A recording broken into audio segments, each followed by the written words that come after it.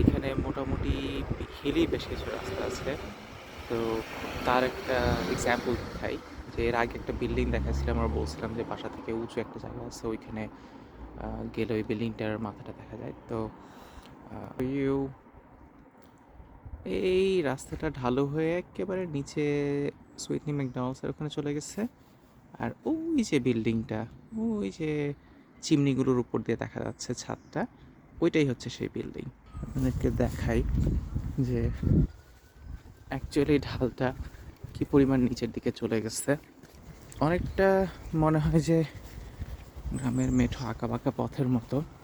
এখানেও আসলে ভিডিওতে অত ভালো মতো বোঝা যাচ্ছে না। তো আজ দেখেন গাড়িগুলোকে কিভাবে অ্যাঙ্গেল করে পার্ক করে রাখা আছে, এবং এখান থেকে রাস্তাটা যখন ঢালু হয়ে নেমে যায় তখন ওখানে গাড়ি পার্ক করে রাখাটাও একটা বিশাল ব্যাপার।